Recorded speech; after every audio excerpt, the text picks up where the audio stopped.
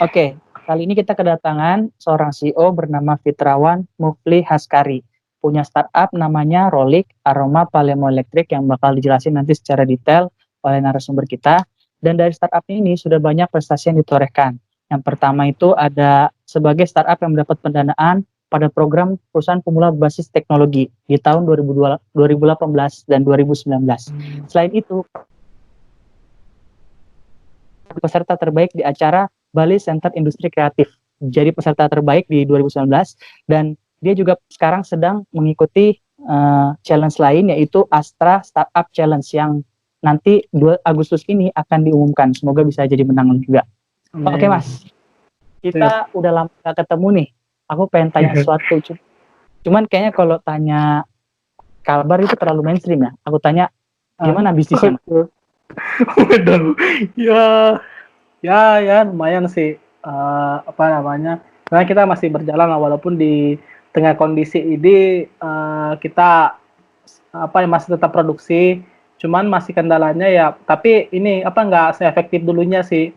Beberapa sebenarnya dari segi produksinya udah mulai turun. Tapi marketnya demandnya yang cukup ini loh, yang lumayan tinggi kayak gitu. Karena kan kita ada beberapa aspek yang mempengaruhi juga. Dari aspek luar kan kita sebenarnya masih tetap produksi. Cuman kan kendalanya di bahan baku yang kita udah nggak bisa ambil lagi. Terus dari segi pengiriman juga pasti kendala di sana sih. Ya gitu sih kalau kondisinya sekarang. Boleh diceritain Mas, Rolik itu apa? Kalau Rolik itu sebenarnya singkatan ya. Tadi ada agak sedikit keliru sih. Rolik itu sebenarnya aroma oil basic, istilahnya kayak gitu. Singkatannya kayak gitu. Jadi memang sih kalau dulu kita emang pakai fokusnya ke Pamelo. Istilahnya kita pengembangan dasarnya itu pakai Pamelo ya, jeruk Bali itu. Cuman karena berdasarkan dari beberapa permintaan dan kondisi Pamelo tersebut juga dan tidak memungkinkan untuk diproduksi secara terus-menerus, kita mengembangkan dari beberapa varian-varian lagi. Dari awalnya yang adanya cuma Pamelo, kita sekarang ini sampai di tahun 2019 ini 2020 ini kita ada 14 varian yang udah menjadi yang kita bisa produksi kayak gitu, yang udah dijual lah. 14 varian itu maksudnya 14 rasa gitu ya Mas, wanginya gitu ya? 14 aroma. 14 aroma. Aromanya. Terus kalau boleh ceritain, ini teknologi kan biasanya kanker tuh bawa narasumber itu tentang produk teknologi nih Mas. Ini minyak itu dari mana Mas teknologinya? Boleh ceritain? Minyak ya, sebenarnya sih kalau oil kan ya dari segi teknologinya pastinya di segi dalam hal proses ya, metodenya itu. Jadi dari segi metode di sini, istilahnya dari segi inovasi dari teknologi kita istilahnya memodifikasi teknologi yang sudah ada kayak gitu. Kita pakai dua metode di sini, yang tadi destilasi sama fraksinasi. Nah, dari destilasi ini kita ada sistem yang kita inovasikan dari destilasi yang sudah ada. Yang itu yang pertama ada sistemnya easy to movement. Nah, easy to movement ini mesin kita yang ke perkebunan, yang ke tempat langsung bahan baku berada, bukan sebaliknya. Karena itu salah satu cara kita untuk menjaga kualitas dari minyak asiri kita kayak gitu.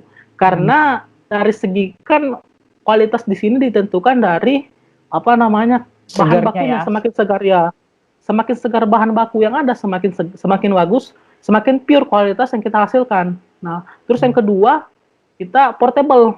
Portable itu kan ya nggak paten kayak gitu kan, pokoknya bisa berpindah-pindah tempat lah kayak gitu. Terus yang ketiga bisa dibawa ke tempat ya, bisa dibawa ke tempat ini, bahkan kita juga bisa nyewain lah, misalnya ada industri ada pusat cengkeh, kita bawa ke sana. Orang-orang misalnya yang pusat perkebunan cengkeh itu dia mau produksi kan, dia bisa pakai mesin kita kayak gitu. Berarti bukan cuma minyaknya ya, mesinnya juga disewakan, dijual beli juga.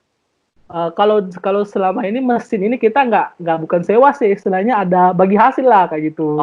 Oke. Terus ada apa lagi Mas tadi teknologinya? Terus ini multi feedstock itu kita bisa segala macam jenis essential oil. Kan dari data itu dunia itu ada 80 varian jenis essential oil.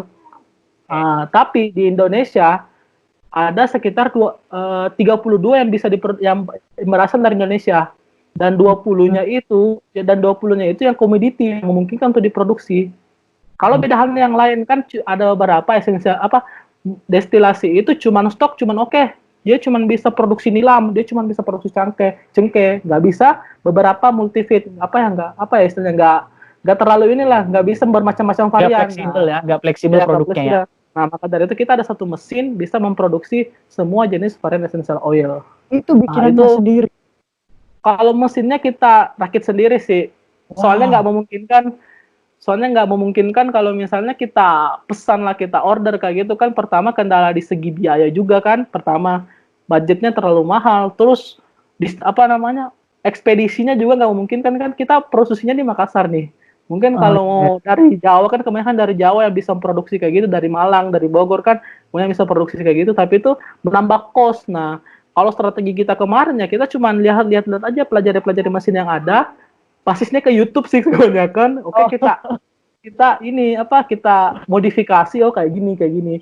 Gimana supaya bisa multi feedstock, bagaimana kayak bisa ini ya, pokoknya kayak gini. Nah, terus kalau mesin yang kan tadi maksud awalnya masih ada ya, gimana? Kalau metode fraksinasi, nah ini ya, uniknya ini. Nah, di uniknya metode fraksinasi ini kita bisa mengklaim bahwa essential oil yang kita hasilkan sudah pure 100% essential oil. Karena kenapa? Karena kan beberapa essential oil itu kalau beberapa yang cuman bisa sampai 80%. Kenapa? Karena kan masih bergabung antara minyak sama air.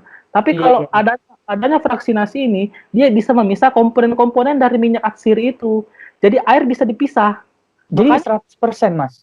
Ya, udah bisa 100%, karena komponen kandungan minyak atsiri itu antara air dan minyak akan dipisah. Minyak masuk di sini, air masuk di sini. Jadi ketika itu kita bisa mengklaim bahwa ini sudah pure 100% essential oil, karena nggak mungkin kan istilahnya ada membran di situ yang kita tanam supaya dia bisa memisah antara ini tempat keluarnya minyak, ini tempat keluarnya air, kayak gitu. Terus itu sih yang kalau boleh tahu latar belakangnya itu Mas dari mana, Mas? Awalnya bisa punya ide bikin minyak atsiri jadiin oil ini. Awalnya sih gimana ya? Kalau saya kan orangnya sebenarnya S1-nya statistika ya. Cuman saya statistika nggak jago-jago banget lah, istilahnya nggak terlalu ini. Bisa ke oil gimana tuh? Jadi saya pikir, saya harus out of the box nih. Harus nggak terlalu di situ aja, nggak terlalu main ke statistika aja. Di saat teman-teman saya yang di statistika itu, dia udah udah bureng lah istilahnya, ngejar IPK tinggi dan segala macam. Oke, saya fokus ke ini, cari teman.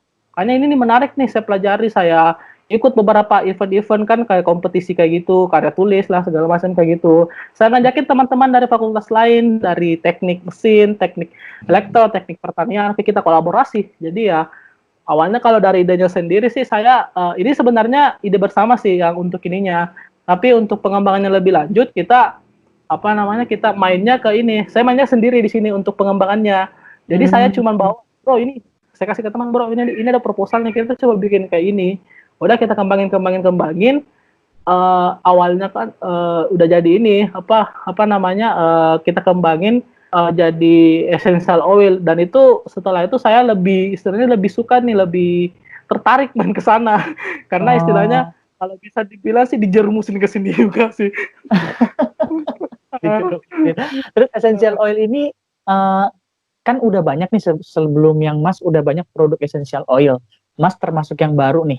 Terus waktu Mas udah baru nih, gimana nih caranya biar pasar bisa nerima, terus bisa lebih langgeng lagi nih startupnya? Ada jatuh bangunnya nggak? Ya pasti ada lah kalau jatuh bangun sih. Kan boleh ceritain, Mas? Istilahnya sebelum ke PVBT sih ya. Saya kan dulu masternya kayak mahasiswa ya. Kita masih sulit pendanaan. Sebenarnya kita udah ada produk, sudah ada produk, sudah ada ide inovasi kayak gitu. Cuman kita untuk masukin ke marketnya itu susah. Tentunya butuh modal ya. Butuh modal, butuh investor lah. Nah, itu di awal-awal 2016 sampai 2017 itu saya sudah mengajuin sampai 10 ke investor. Sudah ngajuin 10 ke investor. Dari 10 investor itu semuanya ditolak mentah-mentah. Karena itu tadi, karena latar belakang saya tadi yang statistika, dia nggak percaya, nggak nyambung sampai yakin, nggak nyambung kayak gitu. sampai yakin bisa apa sudah bisa suspend lah apa kayak gitu kalau main ke sini. Bahkan kemarin ada yang salah satu investor juga pas ikut ngajuin proposal kan kayak gitu. Dia bilang kayak gini, kamu gila ya. Benar saya gila kayak gitu. Ini butuh kan emang sih kalau udah mau main ke essential oil, minyak atsir itu dia butuh kalau mau dibilang modal sih udah hampir ratusan juta lah kayak gitu. Tapi saya iya. ngajuin proposal cuman minta anggaran 100 juta kayak gitu. Karena Dia kita kira gila istilahnya ya. mau buka market dulu lah, istilahnya mau apa ya istilahnya mau penetrasi lah. Karena kenapa kayak gini? Saya contoh kasus kayak gini. Kalau kita tanya nih apa ya? Kan saat ini belum ada market leader di Indonesia yang main ke essential oil, belum ada. Oil.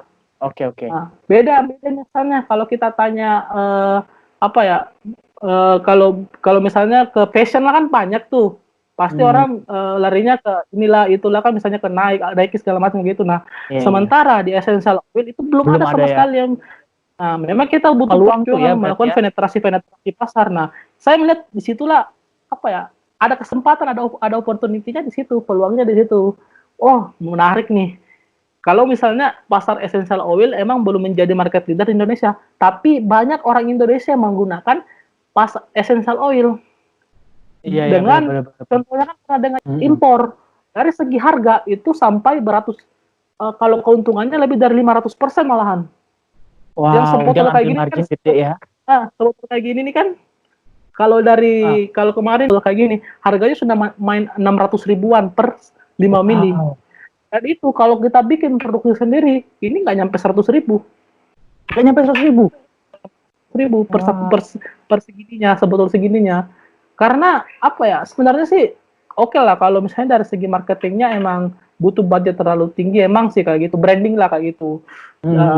Cuma ya mereka yang perusahaan dari luar yang produksi essential oil dia menggila juga mainnya dalam negeri di Indonesia. Dia saling bersaing harga. Tapi jangan salah, yang brand lokal dalam negeri dia juga main harga dengan harga yang rendah, tapi masih kalah saing sama. Jadi dari segi kualitas kita masih bisa masih bisa bersaing lah dengan dia. Termasuk yang tadi ya, yang kadarnya bisa sampai 100% ya, pemisahannya sangat sempurna. Terus essential oil, mungkin ada yang ketinggalan nih Mas, essential oil Mas kan dikolaborasi sama lampu Mas, mungkin bisa ceritain gimana kepikiran sama lampunya nih, essential oilnya sama lampu tuh gimana ceritanya gitu?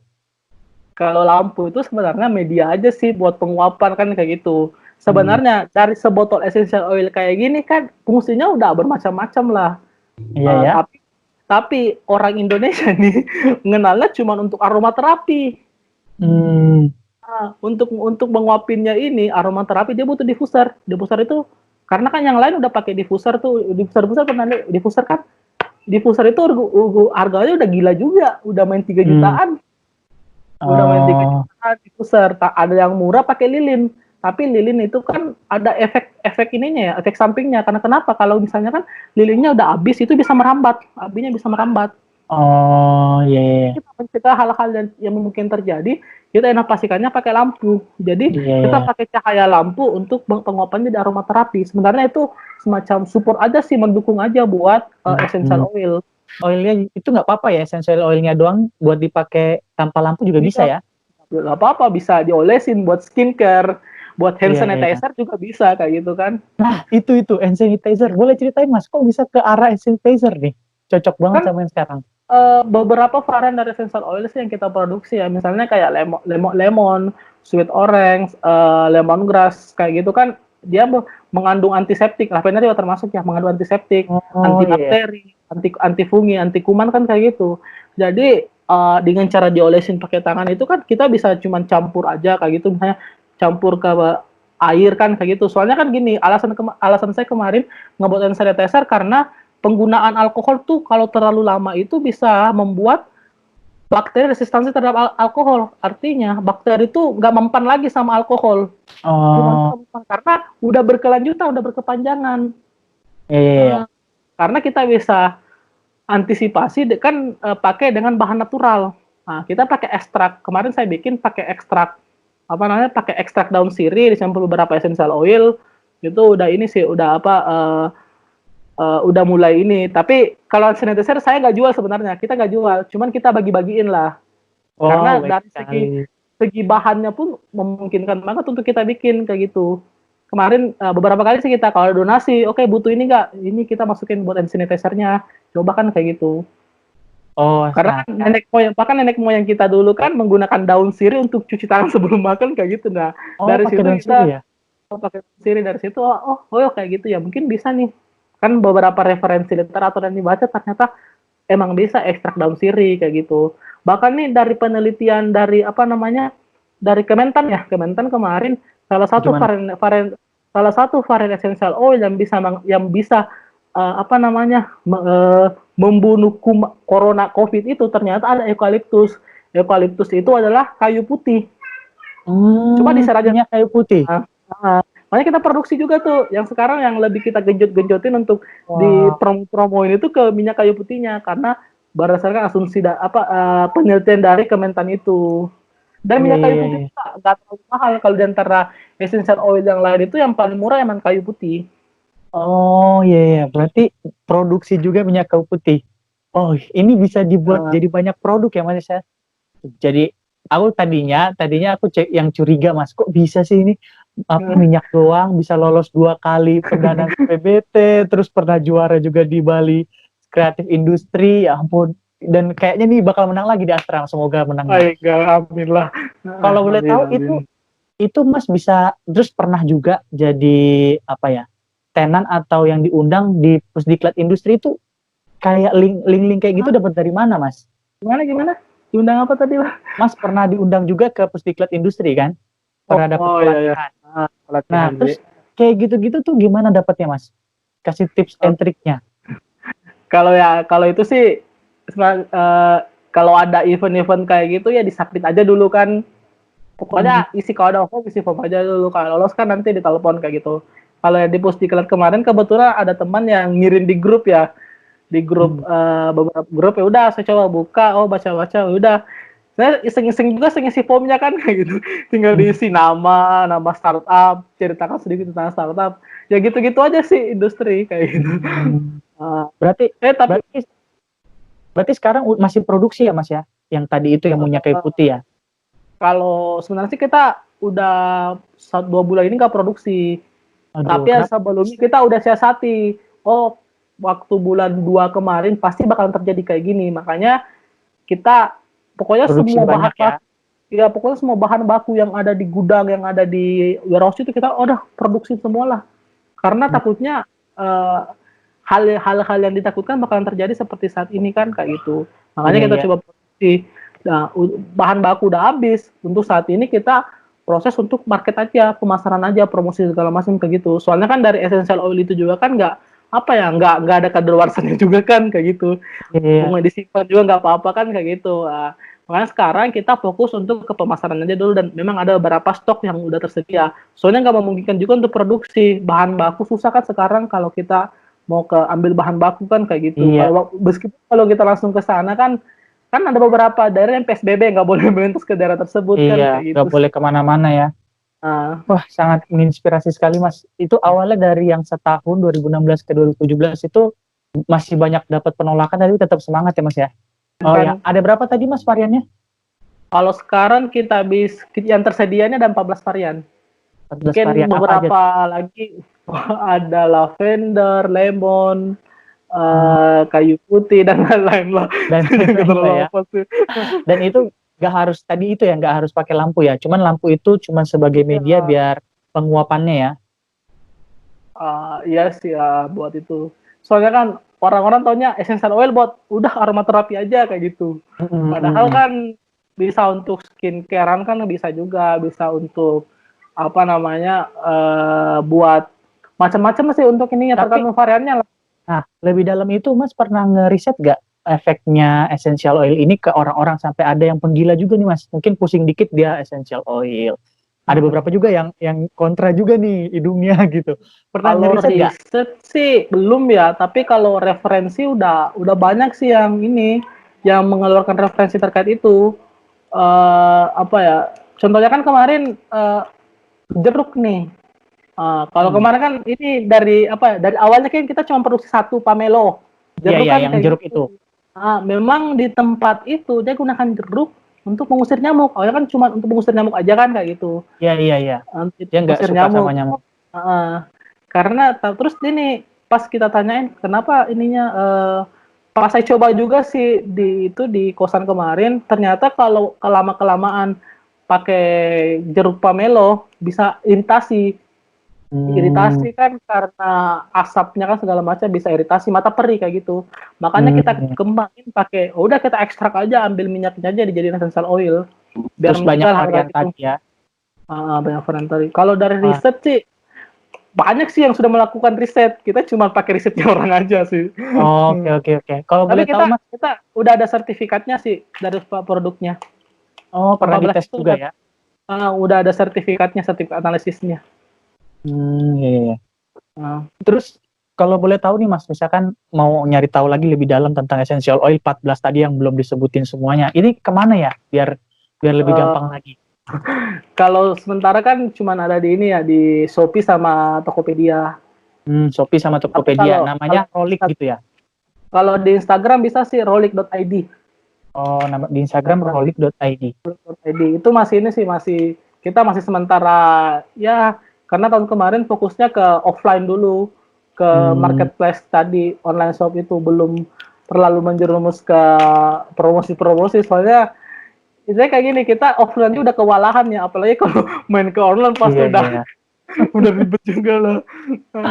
Oke Mas, benar-benar inspirasi banget. Ini benar out of the box, benar kreatif banget. Terima kasih Mas udah mau jadi narasumber di kami Kritis. Dan jadi kan ini nanti rencananya bakal diekspos nih Mas. Terus bakal banyak nih teman-teman yang bakal ngeliat. Kira-kira mau ngasih semangat gak nih Mas buat teman-teman berkreasi nih? Semakin banyak nanti produk Indonesia, semakin banyak anak muda yang punya bisnis dan bisa meningkatkan perekonomian Indonesia. Coba kasih semangat Mas. Kayaknya bakalan ampuh nih. Oh, istilahnya kayak gini ya. Kalau kita udah punya sesuatu, udah punya something, jangan hanya Hmm. apa ya, istilahnya langsung lakuin aja, mulai aja dulu lah. Jangan lihat oh nantinya kayak gimana. Jangan berpikir ke depan dulu. Kita ambil sekarang aja nih kita. Udah nggak, Ambil langkah istilahnya kecil sikat dulu aja aja lah. ya. Ambil langkah kecil aja dulu kayak gitu. Jangan Sikat aja dulu. ini karena kenapa ya? Istilahnya kayak gini. Kalau kita mau nunda-nunda itu kan bakalan ini nggak akan kejadian lah istilahnya. Iya Sama betul. kalau kita mimpi, kalau sama nih istilahnya kalau kita hanya mimpi kayak gini, tapi nggak bangun-bangun itu nggak Gak cuma bakal dia terjadi. ya nggak Oh, bakalan gitu. terjadi sih kayak gitu. Karena pasti Uh, ide itu nanti bakalan bisa kelihatan lagi setelah udah jalan ya. Kalau belum jalan kayaknya uh, Kalau saya percuma sih ya. di sini saya juga di sini beberapa kali mengalami itu sih sebelum betul-betul fokus ke sini kan ya beberapa kali Ada ditolak banyak lah kayak penolakan gitu. ya. Bahkan pertama pernah merintis bisnis juga bulan pertama langsung kolaps. Pernah Waduh. dikejar-kejar debt collector juga kan kayak gitu. Oh, banyak banget Pokoknya cerita. jatuh bangunnya lah kayak gitu sih. Iya, iya, Tapi iya. ya kalau sekarang sih kita udah mau mulai suspend lah, udah mau istilahnya kan kita masih startup juga lah. Kalau pas startup itu kan ada adoption sama growth. Nah, kalau saat ini kita sudah mulai masuk ke growth karena beberapa tahun kemarin kita udah adoption kayak gitu ya. Oke, oke, selamat ya Nah, Mas ya. Dan emang terbukti ya, 2 kali pendanaan PBBT, juara terbaik di CIC. Wah, banyak banget ternyata. kalau PBBT sebenarnya nggak nyangka juga sih sebenarnya bisa sampai ke PBBT 2 tahun Nggak, itu. Ya serius soalnya apa ya? Karena kan saya kan di PPBT itu sebenarnya mandiri juga. Hmm. Nggak ada inkubator, tahu-taunya inkubator itu pas lolos. Pokoknya dapat Oh info iya. dikirim terus, dapat dapat template di grup, langsung bikin proposalnya. Udah masalah lolos lolosnya Oh belakang. iya. Tapi kok ini malah ke depan lagi pas lolos presentasi ini saya sama teman kan presentasinya kan di Jakarta nih. Iya, iya, iya. Presentasinya di Jakarta. Jadi saya sama teman ya udah kan cuma bisa berangkat sendirian.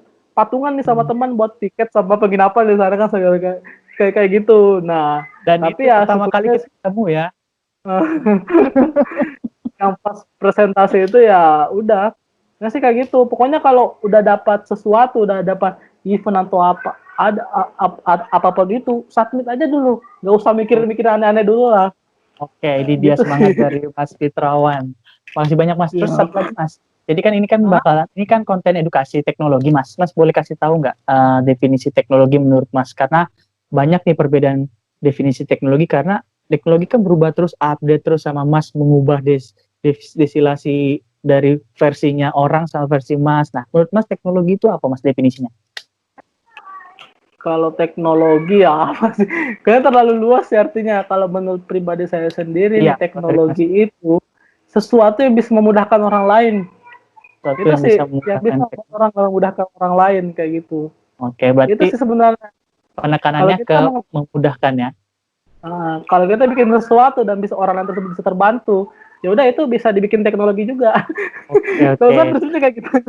Iya, ya, boleh. Banyak juga yang bilang kayak gitu. Oke, terima kasih banyak ya Mas Fitrawan sudah diganggu malam-malam dan sangat menginspirasi sekali. Semoga teman-teman yang lain ini punya ide lagi, bikin produk lagi, semakin banyak produk inovasi. Masih banyak Mas Fitrawan. Oke.